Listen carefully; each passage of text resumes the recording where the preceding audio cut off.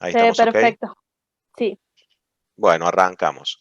Ustedes saben que la Argentina tiene muchas cuencas sedimentarias que son de varios tipos. Hay cuencas que son de antepaís, al pie de los Andes, parte de la estratigrafía de las cuales ha quedado, de hecho, expuesta en esas fajas plegadas, ¿no? Asociadas al orógeno andino. Después tenemos otras cuencas que son intracontinentales, en la zona de La Pampa, en particular la cuenca chaco-paranaense, que es una cuenca paleozoica que está completamente soterrada, que no tiene afloramientos, por lo menos del Paleozoico, afloran algunos sectores mesozoicos, y que, y que es de naturaleza intracratónica, ¿no? Pero a veces esas cuencas de intracratónica se forman por un evento de rift inicial y después por una importante y prolongada subsidencia térmica que hace que se formen estas cubetas intracontinentales. Y el otro gran tipo de cuencas sedimentarias son las extensionales, y particularmente en este contexto, mejor dicho, el otro contexto tectónico donde podemos encontrar cuencas sedimentarias son los márgenes pasivos, los márgenes que que se encuentran entre los continentes y las dorsales mesooceánicas. Y el caso de Argentina es interesante porque tenemos cuencas de todos los tipos. Tenemos margen activo con cuencas de antepaís y de arco, de intraarco y de retroarco, algunas compartidas con el sector argentino-chileno, por supuesto. Tenemos cuencas propiamente de antepaís, tenemos cuencas de intracratónicas y tenemos una extensa plataforma continental que tiene una área de 2 millones de kilómetros cuadrados, de los cuales hay 1 millón de kilómetros cuadrados de cuenca y unos 500.000 kilómetros cuadrados de área prospectable, ¿no? Eh, Pensemos un poco en lo que es la exploración. ¿Cuál es el objetivo de explorar, no? La exploración es la búsqueda. ¿Hay algún micrófono abierto? Si nos podemos fijar que todos tengan los micrófonos silenciados, gracias. Sí, por Eh, favor, decía, silencio tu micrófono. Disculpa, Juan decía, Pablo. decía esto de que ¿qué es la exploración? La exploración es buscar recursos, en este caso energéticos, para hacerlos disponibles para la sociedad, para que la sociedad se desarrolle, ¿no? Y para el progreso del país. Entonces, ahí tenemos algunos ejemplos.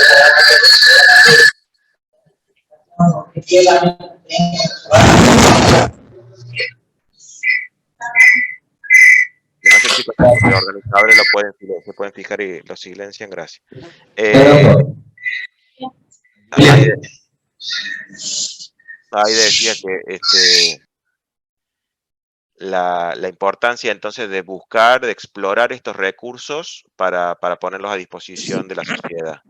Y en el caso del offshore argentino, es una frontera, es un área que no es hoy productiva de hidrocarburos en la parte norte, sí en la parte sur, ya lo vamos a ver, en la zona de la cuenca austral, costa afuera de la provincia de Tierra del Fuego, y de hecho, muy pocos pozos producen una importante parte del gas y algo del petróleo que se consume en la Argentina.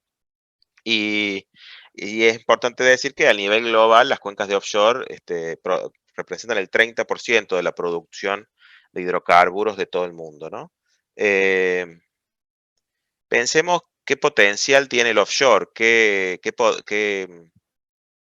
magnitud podría tener. Y fíjense, todos han escuchado hablar, bueno, decíamos de las cuencas sedimentarias, acá están marcadas en azul a la izquierda al, al, este, al oeste de la Argentina, las cuencas productivas, que mucho tienen que, si bien son cuencas originalmente extensionales, tienen mucho que ver también con esta dinámica de los Andes que ha producido la depositación de cuencas de antepaís que han acompañado con el soterramiento de las rocas madre o con la estructuración de la cuenca que forman las trampas. Pero bueno, seguramente han escuchado hablar de Vaca Muerta, ¿no? Vaca Muerta en la cuenca neuquina, que se ha explorado en los últimos 10 años, o mejor dicho, entre el 2010 y el 2019, y que tiene hoy, todos han escuchado hablar de que Vaca Muerta tiene un potencial muy importante para Argentina. Eso puesto en números son estos 29.000 millones de barriles de recursos, eh, Recursos es cuando estamos en fase de exploración y no son todavía reservas. Reservas es cuando ya son productivas, están confirmadas y son producibles a partir de pozos o de una, o de una inversión. Pero esto de recursos tiene que ver con que todavía están en fase exploratoria. Pero tiene la magnitud de esto de 30.000 millones de barriles. Y pensemos que el offshore, lo que el análisis que han hecho los profesionales de YPF, estaría indicando una magnitud similar, ¿no? Unos 30.000 millones de barriles de recursos que podrían significar un cambio muy importante en la dinámica de la industria en el país, en el hecho de revertir una situación de importación de energía a exportación, digamos, el autoabastecimiento, y obviamente para YPF podría también ser un cambio muy grande en la magnitud de la industria en el país. Em, de- Pensemos por qué todos han escuchado hablar seguramente, estudiantes de geología en el siglo XXI, de la transición energética, ¿no?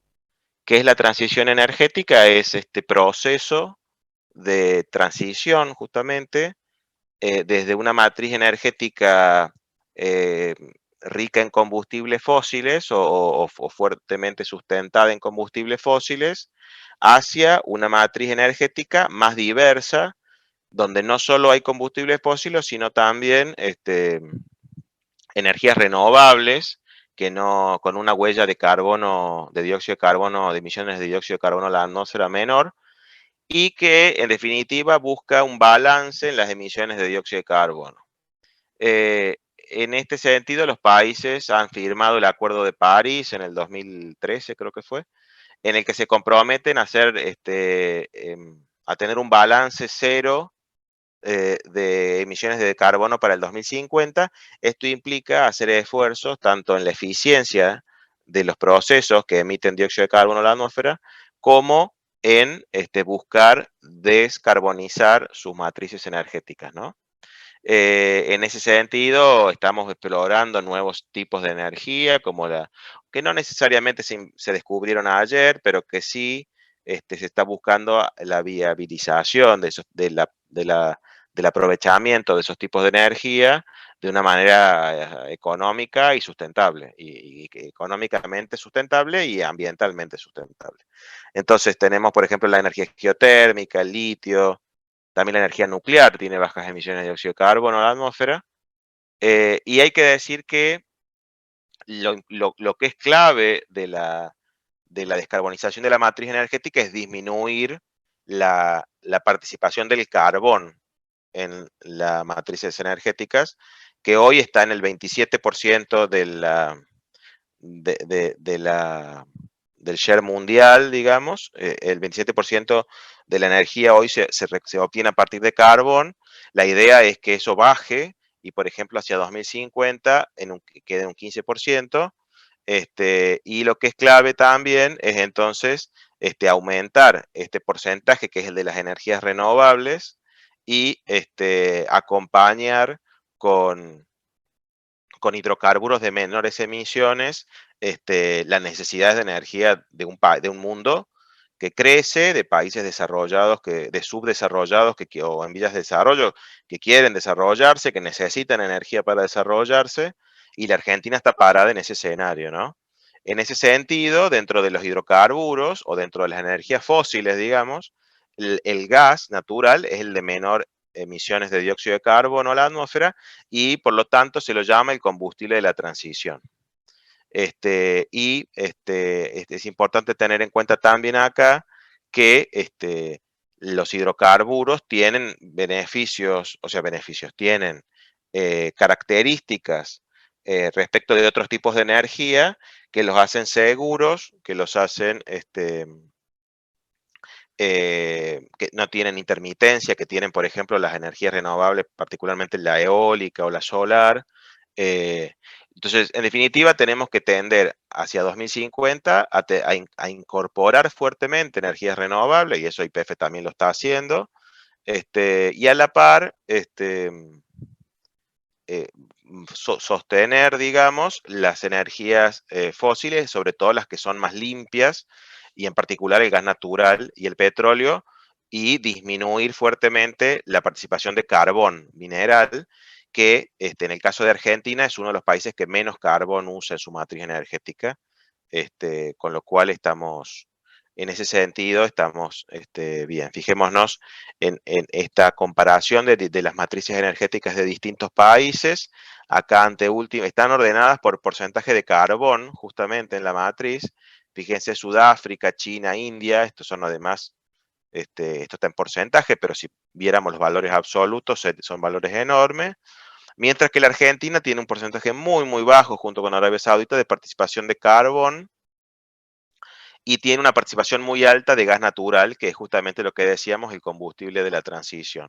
Esto tiene que ver con los descubrimientos de grandes yacimientos de gas que se hicieron en los años 80 y con una decisión del país de aprovechar esos recursos para generar principalmente para las usinas eléctricas, ¿no?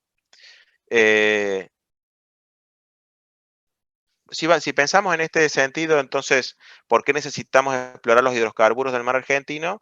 Bueno, primero porque hay necesidades de energía, el país hoy está importando energía, está importando gas, está importando algunos combustibles, y entonces necesitamos recuperar el autoabastecimiento, y esto implica explorar, desarrollar y aumentar la producción.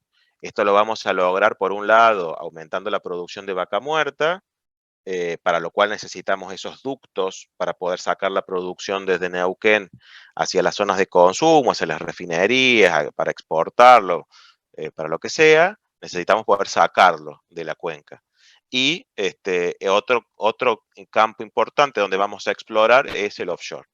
Y fíjense que le decíamos hace un rato que el offshore representa el 30% de la producción actual.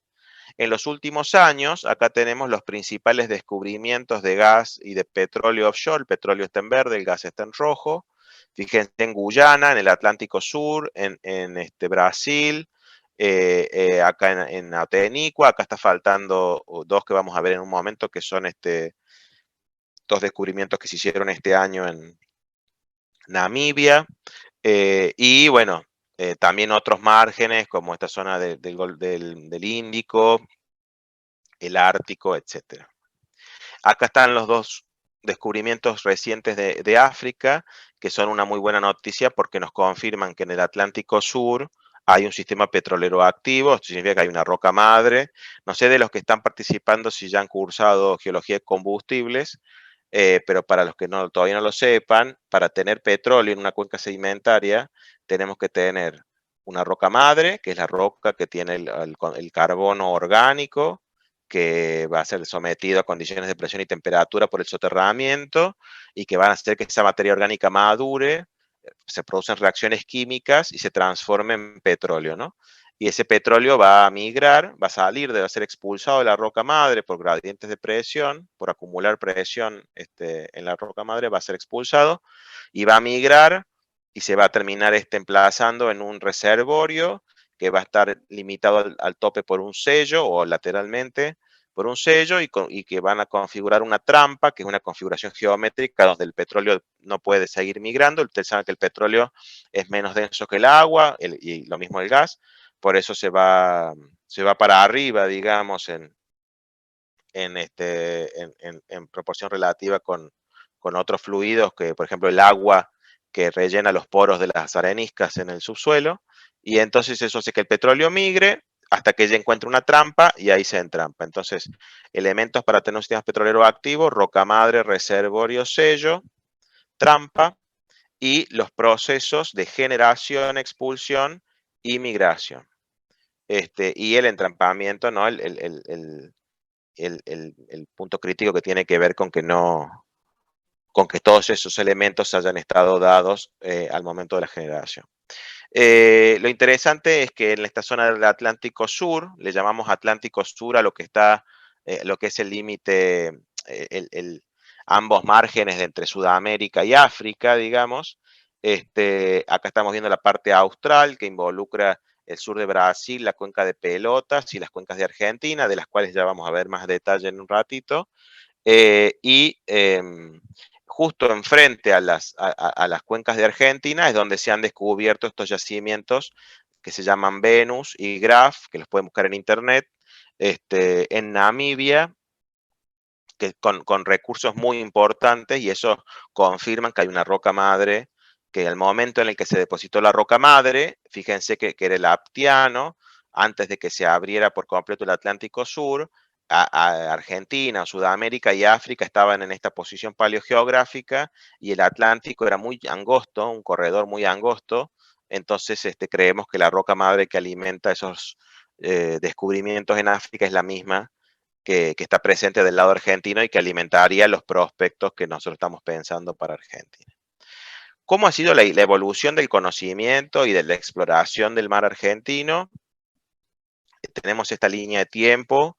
La historia de la exploración de la plataforma continental se remonta a los años 30, donde se hicieron los primeros pozos en la restinga del Golfo de San Jorge, y después ha tenido impulsos en los 50, en los 60 sobre todo, en los 70 con la compra de la plataforma General Mosconi, que fue una plataforma de perforación que compró YPF y con la que se hicieron muchos pozos, ya lo vamos a ver, y otras campañas de exploración en los 80 y 90 que terminaron con el descubrimiento de algunos yacimientos de gas y petróleo en la Patagonia, en el Estrecho de Magallanes y en Tierra del Fuego, y la fase actual, que tiene que ver con la ronda que se hizo en el 2019, donde se asignaron bloques a distintas empresas petroleras, tanto argentinas como internacionales.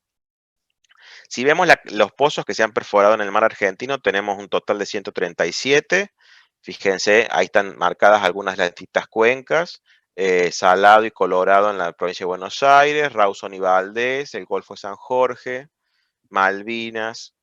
Es interesante, ordenados por fecha, ver que en los últimos años, donde se ha producido un gran avance de la tecnología, y donde se ha desplazado la frontera hacia cada vez aguas más profundas, no se han perforado pozos. Fíjense que el último fue el 2011, y siempre este pozo fue el más profundo, pero igual estuvo en unos 500 metros, 400 metros de profundidad de agua. Hoy estamos mirando profundidades de más de 1500 metros de agua.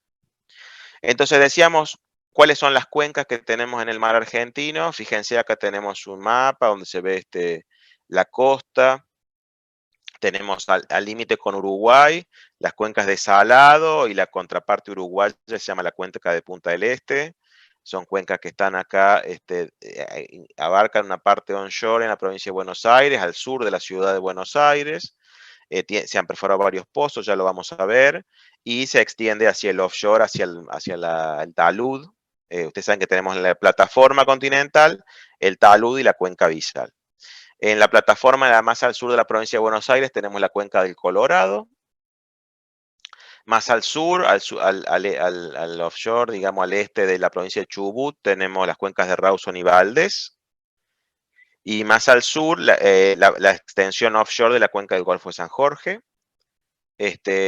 Al sur del extremo sur de Sudamérica tenemos la cuenca austral, que produce hidrocarburos tanto en la provincia de Santa Cruz como en Tierra del Fuego, como en el offshore. Tenemos entre la cuenca austral y las Islas Malvinas la cuenca de Malvinas, que es también una cuenca extensional de rumbo noroeste, luego sobre la que se superpone una cuenca de margen, una cuenca, digamos, de antepaís marina por compresión desde el sur, acá de este límite con la placa de Scotia. Y después tenemos las cuencas en torno a las Islas Malvinas, que son las cuencas de Malvinas Norte, el Plato de Malvinas, etcétera.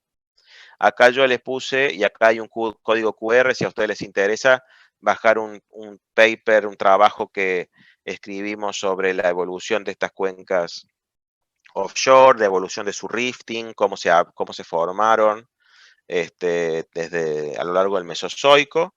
Y acá este esquema, fíjense que en el eje vertical está el tiempo geológico, Triásico, Jurásico y Cretácico.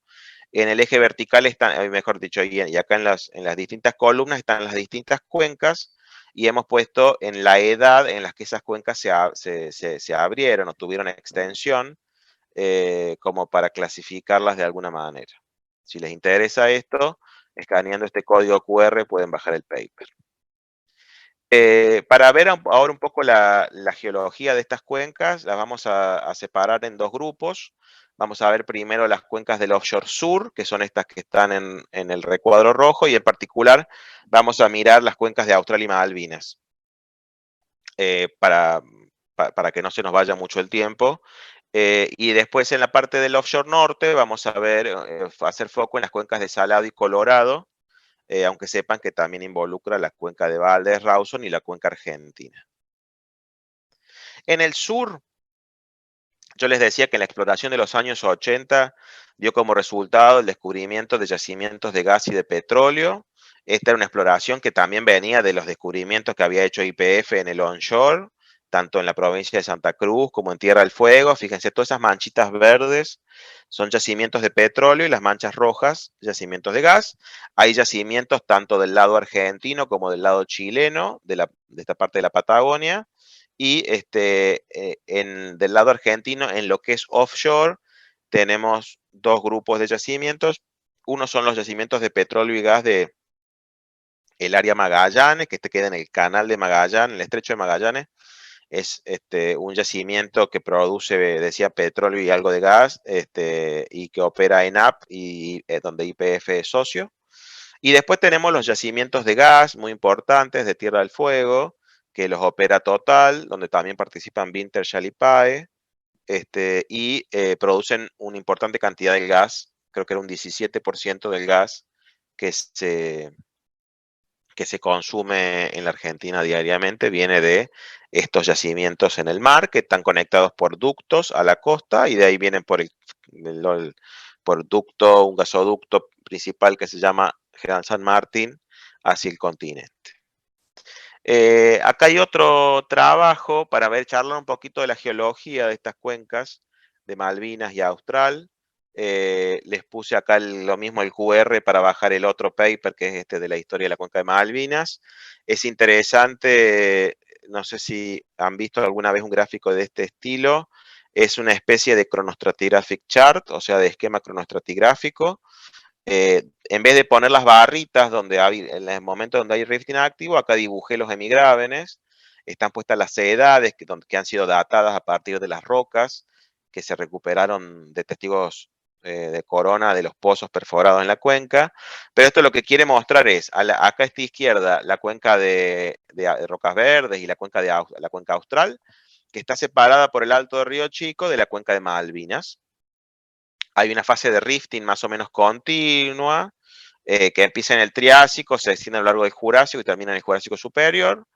Y hay una ruptura continental que tiene que ver con la apertura del mar de Weddell y de esta cuenca de Rocas Verdes con corteza oceánica, que está seguida por el inicio de una gran transgresión marina que fue inundando progresivamente todo el Alto Río Chico desde ambos márgenes, y entonces depositando las secuencias transgresivas de la formación Springhill.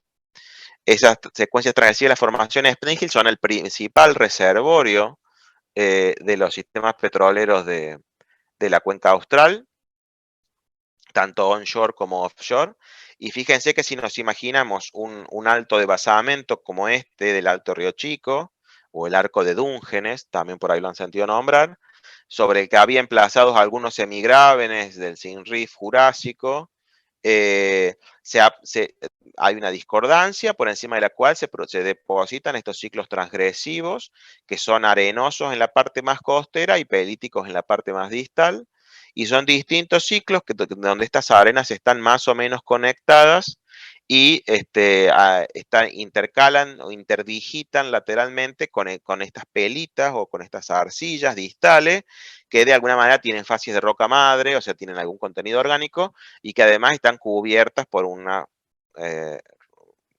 roca arcillosa que también tiene contenido orgánico, y que lo interesante es que hace de sello, ¿no? Entonces tenemos acá una configuración, distintos elementos que nos hacen tener un sistema petrolero. y entrampamiento tanto de gas como de petróleo en algunas de estas cuñas arenosas, ya sea rellenando valles incisos o como cuñas transgresivas sobre el Alto de Río Chico. Este play está probado y corresponde a los descubrimientos que veíamos ahí en el offshore de Tierra del Fuego y de hecho a lo largo de toda la cuenca austral, y es uno de los plays de interés en la cuenca de Malvinas. No es el único, pero es uno de los plays de interés. Acá tenemos una transecta sísmica a través de la cuenca de Malvinas. Fíjense acá para que se ubiquen, está la isla de Tierra del Fuego, está el Alto Río Chico, están las Islas Malvinas, y esta es la cuenca de Malvinas que tiene esta forma medio triangular. La transecta sísmica que estamos viendo, ustedes saben, la sísmica es una manera indirecta, método geofísico, para obtener imágenes del subsuelo, tanto en el continente, tanto onshore como offshore. Cuando la sísmica es offshore en la plataforma continental o en la cuenca, digamos, oceánica, se hace con un barco que emite fuentes sonoras, que tiene una fuente sonora que emite estas ondas y tiene receptores que se llaman hidrófonos que van enganchados del barco y van recibiendo las reflexiones de esas ondas en la distinta capa de roca, y el procesamiento de esa información nos da como resultado la generación de estas imágenes que son donde podemos observar y reconstruir los distintos estadios de nivel de evolución de la cuenca, por ejemplo, el SINRIF, el POSRIF o SAG, y es lo que usamos para luego de calibrarlo con la información que tenemos de los pozos donde han sido perforados, datamos cuáles son las edades de esos reflectores sísmicos que vemos, estos reflectores o horizontes continuos, ¿no? Y nos permite calibrar la edad de los distintos reflectores sísmicos, y de esa manera podemos reconstruir con tiempo la evolución geológica de las cuencas. Esto era entonces para la cuenca de Malvinas. Acá no lo menciono, lo voy a mostrar en detalle porque no lo quise hacer muy largo, porque me interesa que sigamos con las otras cuencas del norte, pero además hay en el terciario un importante, a lo largo de todo el Cenozoico, una importante cuenca de antepaís desde el sur que hace que deposita un montón de importantes secuencias sedimentarias, donde también hay cosas de interés, secuencias, digamos, de interés prospectivo para la cuenca de Malvinas. Bueno, fíjense, en uno de esos primeros QR que les mostraba, se pueden descargar el paper donde están estas reconstrucciones paleogeográficas. Fíjense acá para el Jurásico inferior a medio, tenemos Sudamérica y la Argentina mucho más cerca de África, antes de que se rompiera el continente de Gondwana. Y acá quise esquematizar el momento en el que se estaban abriendo las cuencas de Colorado y Salado, y las cuencas de Australia y Malvinas al sur, que son las que veíamos recién en esa transecta sísmica que pasaba por acá. Ahora vamos a ver las cuencas de Colorado y Salado, que están al norte, en esta posición, digamos, offshore, al norte y al sur de la provincia de Buenos Aires. Sí, es interesante pensar de que estas cuencas se estaban abriendo antes de la apertura del Atlántico Sur. El Atlántico Sur como océano se abrió en el Cretácico inferior. Y estas cuencas de Colorado, de Salado, Malvinas, Austral, son cuencas jurásicas como la cuenca neuquina, que ya se habían abierto, ya se habían formado para el Cretácico temprano, ya estaban con subsidencia activa, y de hecho pasan a fases de saga. Veamos entonces las cuencas de Colorado y Salado. Es interesante. Esto es un mapa sísmico no les mostré. Voy a volver un momentito. Esto. Fíjense este mapa de la derecha. Ahí estamos mostrando toda la información sísmica que tenemos para el offshore argentino. Hay casi 400.000 kilómetros de sísmica 2D, o sea, de líneas sísmicas, tanto en la plataforma. Lo que está en azul es la sísmica antigua, la que está en roja es la sísmica del talud, la que está en amarillo es la sísmica nueva que se hizo de Colorado y Salado, y tenemos también en Malvinas, acá al sur y en el Cuenca Austral, y lo que está en amarillo son cubos sísmicos 3D, de las cuales hay 30.000 kilómetros cuadrados de sísmica 3D.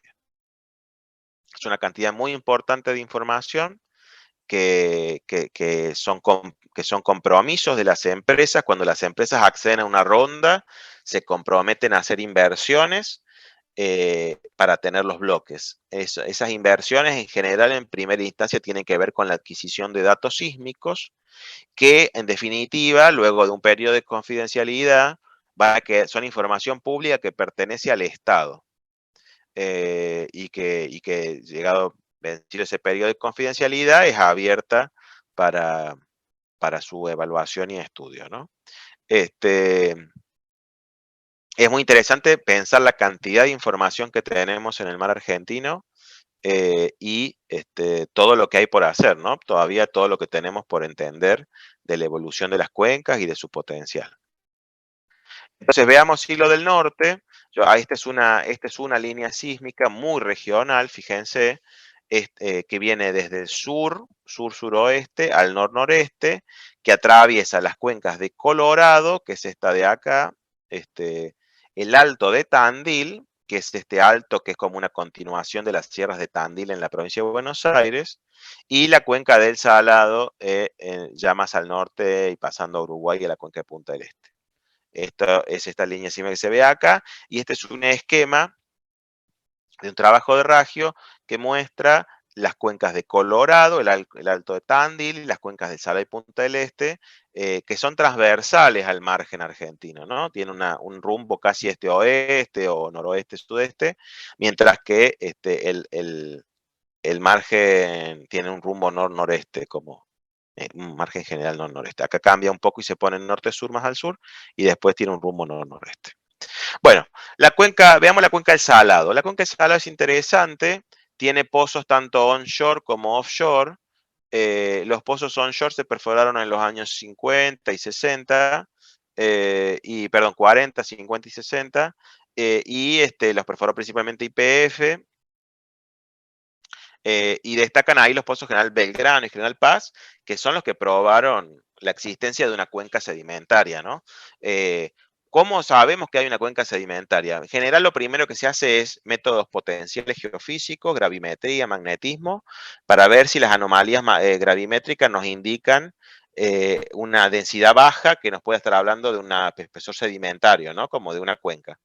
Y después se hace en sísmica, ya sea antiguamente se hacía de refracción, ahora de reflexión, para tener una imagen, y se perforan pozos, ya sea de estudio o exploratorios, para ver qué relleno tiene esa cuenca. Entonces, los primeros pozos siempre son medio de estudio para ver qué hay, ¿no? Nunca, a veces a partir de la sísmica podemos interpretar facies y qué tipos de rocas son las que vamos a perforar, y a veces cuando la cuenca es completamente desconocida, hay más incertidumbre. Entonces, los primeros pozos de los 50, 60 se usaron para entender la cuenca en la onshore, y después ya la exploración pasó al offshore, donde se perforaron algunos pozos, muy poquitos, 4 pozos offshore y 2 más en el lado de Punta del Este, que nos hablan de una cuenca de rift mesozoica, probablemente jurásica, con una apertura a este margen pasivo em, en el Cretácico. Lo que es interesante, fíjense, si viéramos, esto es una línea sísmica, una interpretación de una línea sísmica oeste o noroeste, sudeste. Los pozos donde han sido perforados están en esta posición más somera de agua, los celestes profundidad de agua, más somera, y además con una columna más condensada y en fases más proximales, que si lo pensamos en una chronostratigraphic chart sería una posición como esta, digamos, tirando a la izquierda, mientras que si nos vamos hacia la derecha, hacia el sudeste, hacia el este, pasamos a un ambiente más marino, más oceánico, y más marino, y tenemos algo que caracteriza a nuestras cuencas del Atlántico, que son estas cuñas que vemos acá en violeta, ya la vamos a ver mejor, que se llaman SDRs, que es el acrónimo de Seaward Deeping Reflectors. Son cuñas de material principalmente volcánico, de basaltos, que busan hacia el mar y están emplazadas en la zona de transición entre la corteza continental y la corteza oceánica. Estos marcan en general el talud, y el paso de facies más de plataforma a facies de talud y cuenca profunda. Decía que si bien los pozos que se perforaron, algunos tuvieron rastros, en general fueron pozos, fueron pozos con resultados negativos para la exploración, estos que estaban en la parte proximal. Ahora estamos estudiando esta parte del talud, donde confluirían dos aspectos. Por un lado, la presencia de una roca madre, que es lo que es clave para tener sistema petrolero, es la roca madre, y por el otro lado, reservorios y trampas en el talud. Si lo vemos como en una sección esquemática, un zoom de eso que veíamos recién, tendríamos la roca madre aquí en verde por debajo, depositada por la primer transgresión marina posterior a la ruptura oceánica en el Aptiano, del Atlántico Sur, y los reservorios serían turbiditas y facies de talud, arenas, digamos, reservorios clásticos, depositados en el talud por corrientes de turbidez o con influencia de corrientes de contorno, con trampas estratigráficas y combinadas. Eso es la cuenca del Salado, en la parte norte de la provincia de Buenos Aires, ¿no? Offshore. En la parte sur, al sur de la provincia de Buenos Aires, tenemos la cuenca del Colorado, que es la que en principio está más evolucionada en su conocimiento actual, es la que más pozos tiene de esta zona del offshore norte. También se empezó a explorar en los 40 por YPF, en esta parte onshore, en la zona de Pedro Luro, Ombucta. Esos pozos tienen unos 4.000 metros y probaron la existencia de una cuenca. Y después se fue desplazando la exploración cada vez a zonas más profundas, aunque fíjense que estos pozos, que son los más distales, los más lejanos a la costa, están todavía en profundidades de menos de 100 metros de agua. Con lo cual, esto sabemos que tenemos en la Argentina una plataforma muy extensa, una plataforma continental muy extensa, y un talud bastante alejado de la costa, ¿no? De estos pozos, algunos tuvieron indicaciones de hidrocarburos, en particular un pozo que se perforó en los años 90, que se llama Cruz del Sur, donde se descubrió la presencia de un petróleo, digamos, libre en un reservorio, en esta zona sur de la cuenca del Colorado. Charlemos un poquito de la geología de la cuenca del Colorado. Acá también tenemos una cuenca extensional, o sea, un rift, que se abrió, que tuvo un rift inactivo en el Jurásico, y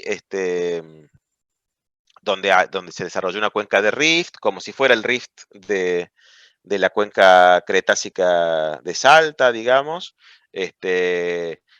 con unas facies de sin rift, que sería el equivalente al grupo Pirgua, digamos, de allá, nada más que acá sería Jurásico, donde habría facies continentales y también podría haber facies lacustres que podrían constituir una roca madre. Y por encima se deposita la transgresión marina asociada a la apertura del Atlántico Sur en el Cretácico. Y después tenemos todo este desarrollo, estas secuencias clásticas de plataforma, con quiebre de plataforma y facies de talud, ¿no? Y cuenca profunda. Entonces, la principal roca madre es esta roca madre aptiana depositada durante la transgresión marina, que es la misma que estaría en África, que sería la que alimenta los descubrimientos de Namibia, y también podría haber algunas otras rocas madres secundarias, en el Siem Reap probablemente, o en algunos otros niveles superiores marinos por encima del Aptiano. Y los niveles de reservorio asociados a estos sistemas costeros en estas clinoformas, digamos, o en el tope de estas clinoformas, los topsets,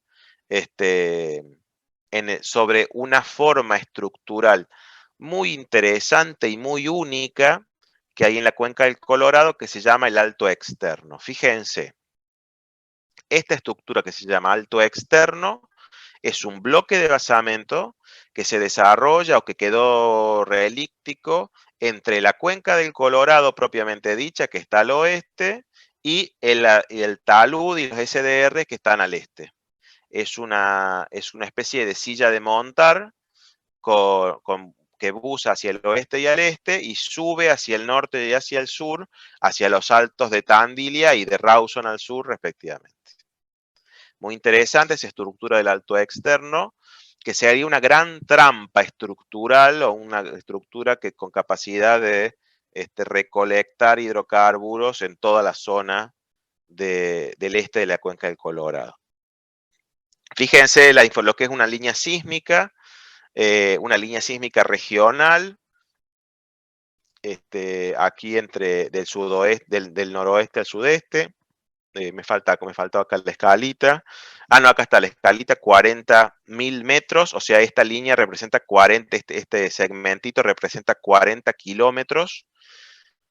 O sea que fácilmente podemos decir que tenemos unos 300 kilómetros en esta línea. Fíjense acá, tenemos una discordancia, fíjense el cambio de angularidad entre estos reflectores, que serían seguramente el pre-riff, el sin-riff. Acá hay como una especie de cuenca, que es la extensión norte de la cuenca del Colorado Oriental, y acá tenemos este gran alto de basamento, lo ven bien, que busa o que baja tanto hacia el oeste como hacia el este. Hacia el oeste limitado por la cuenca del Colorado y hacia el este limitado, fíjense estos reflectores que tienen alto buzamiento hacia el este, que son lo que llamamos los Seaward Dipping Reflectors, los reflectores que buzan hacia el mar, y que están en esta zona del talud, justamente, entre la corteza continental y la corteza oceánica. Fíjense qué distinta que se ve la corteza oceánica, más serruchada, tiene que ver con fallas, ¿no? Un fallamiento posterior. Y acá no lo estamos viendo porque está recortada la línea, pero ese es el mojo, o sea, la discordancia de discontinuidad de Mohorovičić, que nos marca el paso de la corteza al manto litosférico. Acá para destacar la diferencia entre las líneas, entre lo que es una sísmica 2D y una sísmica 3D. Fíjense, sobre una línea regional 2D, el efecto o la calidad de una sísmica 3D, que no solo tiene generalmente tiene mejor resolución, sino que además nos permite ver la geología, o sí, digamos, esta información sísmica en 3 dimensiones. Este es un trabajo que hizo un compañero geofísico, intérprete, que trabaja con nosotros en el equipo, que es con el uso de software, ya lo vamos a ver a continuación, tratar de aprovechar al máximo la información geológica que podemos obtener de la sísmica. Les decía cuál es el play, fíjense ahí, esto es un mapa, una vista de realidad 3D, de la Breakup en esta zona. Fíjense, acá está la cuenca del Colorado, el alto de Rawson, la cuenca del Colorado, el alto de Tandil, y acá al este de la cuenca del Colorado, este bloque de basamento que se llama el alto externo, que si lo vemos en la línea sísmica es este bloque de basamento, y sobre el cual, si hiciéramos un zoom, hay algunas estructuras con cierre en 4 direcciones o en 3 direcciones contra falla, que son los prospectos que estamos explorando en este momento en el mar argentino y que nos gustaría en el futuro perforar para ver si hay o no hidrocarburos ahí almacenados. Creemos que sí. Entonces tenemos este bloque que se llama CAN100, que lo opera Equinor, que es la empresa petrolera estatal noruega, y donde YPF es socio, y Shell. Estamos a 300 kilómetros de Mar del Plata. Les decía, fíjense la extensísima plataforma continental que tiene aquí la Argentina. Este bloque está en el talud, a una profundidad de agua aproximada de unos 1.500 metros. Y acá la idea entonces es perforar estas estructuras, ¿no? Acá los colores le dan una idea de la cota. Los rojos son los altos, lo amarillo es intermedio, lo verde, lo azul y lo violeta son los bajos. Entonces acá en rojo vemos delineada esta estructura que ha sido denominada Argerich y que creemos que en varios niveles de reservorio podría tener hidrocarburos y no es la única, hay otras estructuras, en particular Argerich podría tener unos 1.100 millones de barriles. Fíjense el tipo de información que podemos sacar de la sísmica. Este es un trabajo decía de Facundo Pagan, a partir de los datos sísmicos del bloque. Fíjense que podemos reconstruir la geología o la paleogeografía del área a partir de la respuesta geofísica, la respuesta sísmica que nos dan las distintas rocas y los contrastes de impedancia acústica de las distintas facies, ¿no? De las distintas litofacies. Así que para hablar acá de la paleogeografía, pensemos que estamos sobre el topset, o sea, sobre el tope de las clinoformas. Fíjense que las clinoformas están un poquito más al este. Y tenemos, imaginémonos en una plataforma, una zona litoral con una isla barrera, una barra costera muy importante. Este efecto gris que se ve acá es la falla. Y tenemos hacia la parte más proximal o digamos hacia atrás, hacia la parte continental de la zona litoral, sistemas fluviales con canales meandriformes o anastomosados muy importantes, como son los que representan estas paleogeografías, estas geografías actuales, estas imágenes satelitales o aéreas actuales, ¿no? De sistemas costeros, litorales, dominados por oleaje, de strand plane, y sistemas más fluviales con desarrollo de barras de punta de meandro, que también constituyen reservorios, ¿no? De hidrocarburos. Fíjense acá otra vista de estos sistemas fluviales, ¿no? Como se ven perfectamente las barras de punta de point bars, digamos, de los meandros, y el desarrollo de estos sistemas fluviales a la parte hacia atrás, digamos, de la isla barrera o de la barra que representa la parte más litoral. Bueno, entonces lo que queremos hacer con este proyecto Heritage es ir a explorar esta estructura con estas facies de reservorio litorales en una trampa estructural y combinada con un cierre en 3 direcciones contra falla, con un reservorio clástico de arenas depositadas en este ambiente litoral. Y cargadas, o sea, con un hidrocarburo que habría migrado desde una roca madre que estaría emplazada en la parte más profunda, tanto por debajo como en los laterales de este alto externo. Pensemos ahora, y ya para cerrar, quería contarles un poco y que pensemos cómo se lleva a cabo los trabajos de exploración en el offshore. Lo primero que hay que hacer es adquirir las licencias, o sea, los bloques, los permisos del Estado para explorar. Y el trabajo se hace en 2 grandes fases. La fase de adquisición sísmica, donde con barcos se emiten ondas y se reciben los reflejos de esas ondas para recrear estas imágenes del subsuelo, tanto 2D como 3D, como las que veíamos recién. Y en definitiva, si vemos algo que tiene potencial de ser una trampa de hidrocarburos, vamos a proponer la perforación de un pozo exploratorio, y ese pozo exploratorio va a tener como objetivo validar o verificar si realmente hay un sistema petrolero activo, si realmente eso que nosotros pensamos que parece en base a la información sísmica y al contexto geológico regional y a las correlaciones que hacemos con los pozos predecesores. Si la información nos indica que ahí podría haber una acumulación de hidrocarburos, la única manera de confirmarlo es con un pozo exploratorio. Entonces se hace el pozo exploratorio.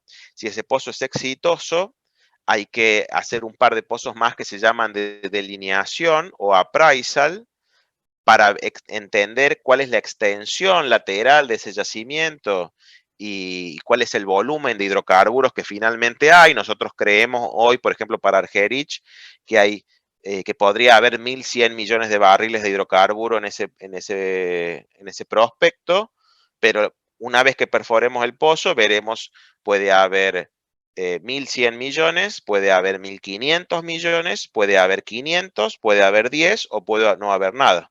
Entonces, ese es el riesgo exploratorio que asumen las compañías al perforar este tipo de prospectos. Obviamente, eso se puede cuantificar en algo que se llama chance de éxito, que es las probabilidades de que en ese prospecto haya hidrocarburos, que la calculan los geólogos en base a la información disponible, y que mientras más información hay más certeza, tanto de que haya o que no haya. En el caso de la cuenca esta del Colorado, si bien no bueno, si bien hubo un pozo que tuvo petróleo en una cantidad muy, muy pequeña, todavía no está confirmado el sistema petrolero activo, pero los descubrimientos de Namibia nos dan muy buenos indicios de que este podía existir, ¿no? Entonces tiene un cierto riesgo y por eso estas cuencas que son nuevas y de alto riesgo se llaman cuencas de frontera exploratoria.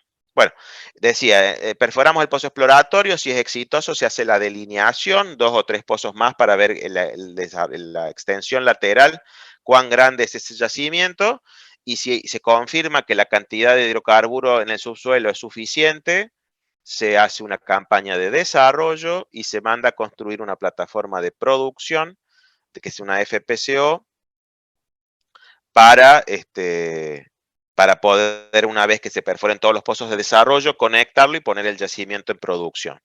Esto es un proceso que lleva varios años.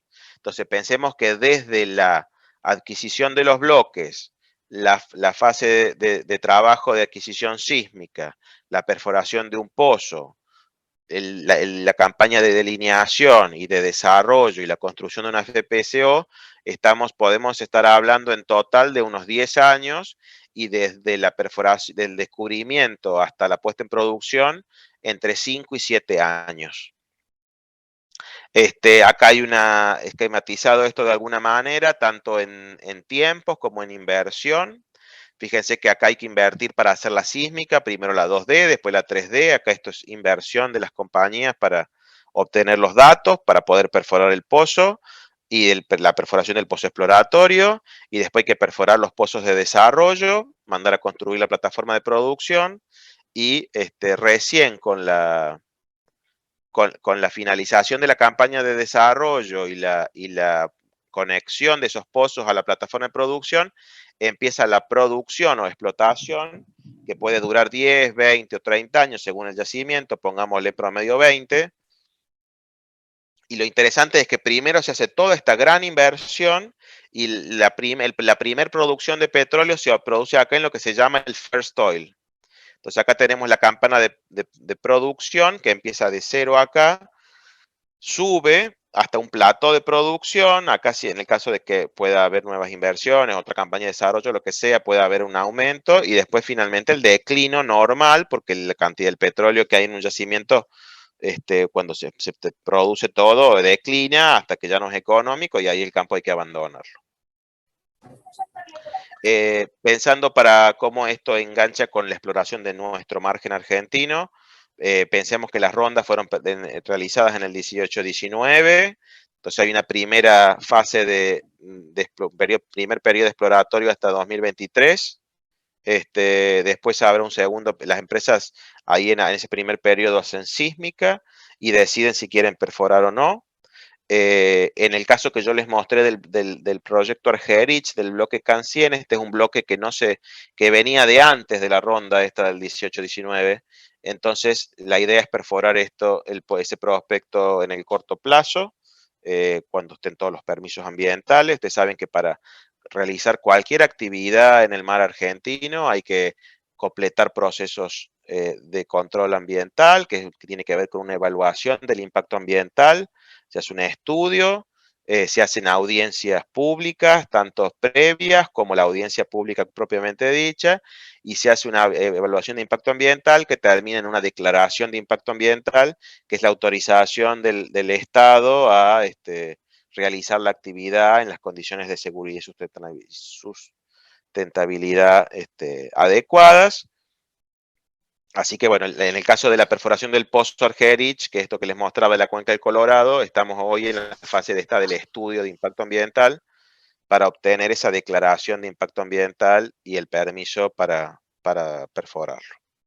Y después vendrá un segundo periodo exploratorio para los bloques de la ronda 1 y donde habrá que decidir si perforar o no. Y bueno, estamos hablando de que en el caso de que el pozo Argerich se perfore el año que viene, podríamos tener un first oil antes de 2030, que si consideramos que después ese yacimiento, en el caso de ser un descubrimiento y ponerse en producción, puede tener una vida útil de 20 años, estaríamos justo produciendo ese hidrocarburo y llegando al 2050 con ese desarrollo realizado, ¿no? ¿Cómo se perfora un pozo en el mar? Pues hay distintos tipos de plataformas para las profundidades del mar argentino, de la zona donde estamos mirando el talud, que está donde decíamos 1500 metros de profundidad de agua. Se utilizan estos barcos perforadores que se llaman drill ships. Se ponen instalaciones en el fondo del mar, que es la boca del pozo, donde hay por supuesto una válvula BOP y todo el cabezal del pozo. Fíjense que se usa muchísima tecnología con estos rovers, que son estos robots, bueno, Remote Operated Vehicle, que son estos robots, ¿no? Que, como los que navegan en el Titanic, en los restos del Titanic, que se usan para conectar y para hacer todas las conexiones y todas las operaciones en la boca del pozo, en el fondo del mar. Estamos hablando de 1500 metros de profundidad de agua. Y después esto se engancha del barco con el riser y se produce entonces se realiza la perforación desde la superficie del agua hacia la boca del pozo y de ahí hacia las profundidades del subsuelo. Pensemos en lo que un barco así a 300 kilómetros de Mar del Plata, la dinámica de helicópteros, de barcos que requiere, de logística, es realmente muy, muy importante y en caso de ser exitoso también traería una actividad muy importante para la, para la ciudad de Mar del Plata, ¿no? Y por último, una vez que decíamos, pensando ya muy a futuro, a largo plazo, si se hace el descubrimiento, si se descubre petróleo, si se desarrolla y se pone en producción, pensemos que va a haber un barco a 300 kilómetros de Mar del Plata, que es esta FPSO, que significa Floating Production, Storage and Offloading Facility, digamos, es una instalación flotante de producción, almacenaje y descarga de petróleo, que básicamente lo que hace es conectar a todos los pozos productores de hidrocarburo del subsuelo, sacar el hidrocarburo. Ustedes saben que el hidrocarburo cuando se produce no viene solo, viene con agua, viene con gas. Entonces eso se trata en plantas de separación, donde se separa el agua, el gas y el petróleo. El petróleo se almacena en tanques que después se carga en barcos con los cuales se transporta, y el gas y el agua se reinyectan por otros pozos al mismo yacimiento al subsuelo para también empujar y aumentar la recuperación del petróleo por los pozos productores. Así que pensemos que de acá a 10 años, cuando veamos en el medio del mar argentino, habrá un barquito que sea la FPSO por cada yacimiento, y los bancos tanques que se conectan para cargar el hidrocarburo producido, porque yo les decía que en Tierra del Fuego, que están a unas decenas de kilómetros de la costa, hay ductos, hay gasoductos que sacan el hidrocarburo hacia la costa y de ahí los conectan al gasoducto principal, pero acá que estamos a 300 kilómetros de la costa, es una distancia demasiado grande para sacarla por caño y además estas profundidades muy grandes, en Tierra del Fuego es mucho más somero. Acá la manera de producirlo es de la FPSO y cargarlo en tanques que lo van a transportar. Así que pensemos que el offshore argentino es una oportunidad. Las cuencas, tenemos unas cuencas muy interesantes, muy diversas. El offshore es una oportunidad de explorar proyectos de alto impacto. Este año, ustedes saben, es el centenario de YPF, y estamos trabajando ya desde hace varios años en el estudio y en la exploración de estas cuencas del mar argentino. Y estamos trabajando en particular en este proyecto Argerich, que si podemos perforarlo en 2023 podría representar un cambio muy importante en la dinámica del país y poner a disposición de la sociedad y del país los recursos energéticos que necesitamos para desarrollarnos, ¿no? Así que bueno, muchas gracias por su atención y con mucho gusto trataré de responderlas. Bueno, muchísimas gracias, Juan, por tu excelente presentación. La verdad que un gustazo escucharla. Se aprende mucho de estas charlas y estamos muy agradecidos de tener la posibilidad de darlas. Así que bueno, comenzamos con la ronda de preguntas. Por favor, si alguien tiene preguntas, las escribe en el chat y vamos formulándolas. Natalia Argañarás pregunta, hola, ¿a ustedes les funcionó el QR del Offshore Sur? No sé si tuviste algún problema para escanearlo, Natalia. Hola, sí, Bien. buenas tardes. Sí, no me funcionó, pero más allá de eso yo hice otra pregunta, si Juan podría volver a mencionar el nombre de la roca madre de la cuenca argentina norte, cuando habló del pozo CAN 100, o sea, para el proyecto de Argerich 1, y también le quería preguntar, porque yo había escuchado que era no convencional lo de...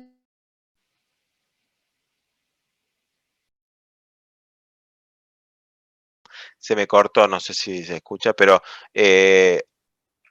aprovecho para responder.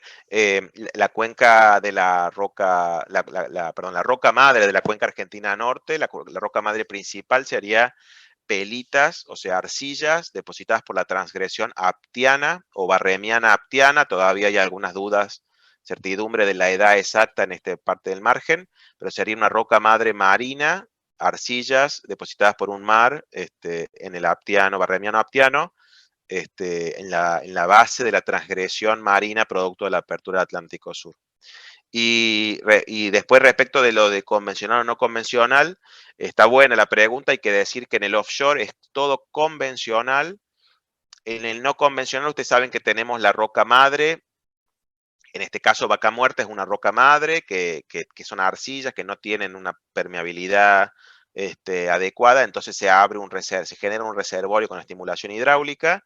Eso sería demasiado caro de hacer y le hacen falta demasiados pozos.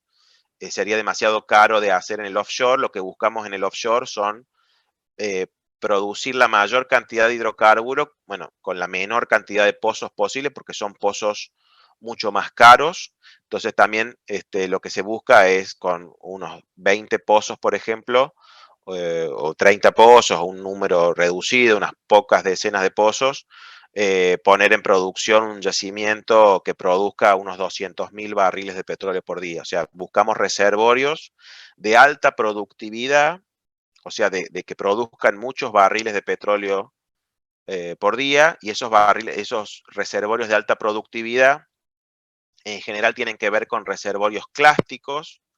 Bueno, aunque el presal de Brasil es una particularidad, es carbonático, pero tiene muy alta productividad, pero en general estamos hablando de reservorios clásticos, ya sea turbiditas o, como en este caso, reservorios depositados, areniscas, depositadas en ambientes litorales. Bien, perfecto. Quedó contestada la pregunta, Natalia, y queríamos saber si alguien más tiene consultas. Cualquier cosa de los trabajos, si les interesa, no sé si tienen ResearchGate, esta página, un perfil en ResearchGate, que es como una especie de red social de ciencia. Ahí están los trabajos, me los pueden solicitar y yo se los envío los PDF. Bien, perfecto. Bueno, entonces hacemos eso, Juan, así después se lo pasamos a todos. ¿Alguien más tiene preguntas? Pueden hacerlas por el chat o abrir el micrófono. En el chat también dejamos un link en donde pueden ingresar para poner el presente, dar la asistencia, y después le pasamos nosotros los certificados de asistencia. Bien, bueno, comentarios de Daniel Omar, excelente presentación. Florencia Abad, muchas gracias. Nos dice, si no hay más consultas, al parecer no, te vamos a dar las gracias. A ver, ahí veo. Sí, excelente, dice Kipildor. Muy buena presentación. Bien, al no haber más consultas, te vamos a dar las gracias, Juan Pablo, por, la verdad, ayudarnos con esta primera charla, nuestra primera actividad como capítulo estudiantil, y es muy importante para nosotros. Te agradecemos un montón. Este es un reconocimiento para vos. Y bueno, también comentarles a todos que nos pueden seguir a través de nuestras redes sociales. Ahora les muestro. No sé si la pueden ver. Esperen un segundo. Bien, agradecerte por vos y bueno, a vos disculpa por todo lo que nos brindaste. Y bueno, agradecer a todos los participantes por estar presentes, por haber hecho sus consultas y haber escuchado esta charla. Muchísimas gracias a todos y bueno, será hasta la próxima charla. Sigan nuestras redes sociales, ahí vamos a tener todos las nuevas actividades, charlas y cursos que vamos a gestionar en todo este año. Así que bueno, muchísimas gracias, Juan. Bueno, muchas gracias a ustedes, los felicito. Yo además de ser geólogo en YPF, soy presidente de la Asociación Argentina de Geólogos y Geofísicos Petroleros, la AGGP, y colaboro mucho con la EAPG. Soy VGP del programa de Visiting Geoscientists. Así que me alegro que les haya gustado la charla. Estoy a disposición para lo que necesiten, y tanto desde la AAPG, donde participo en la región Latinoamérica, como en la Asociación Argentina, la AGGP, los invitamos a seguir trabajando por la divulgación de las geociencias y cuentan con nosotros para lo que necesiten. Así que bueno, muchas gracias por la invitación. Gracias. No, por favor, a vos, Juan, por aceptarlas. Gracias a todos. Nos vemos pronto. Muchas gracias. Chao, hasta luego. Hasta luego. Gracias.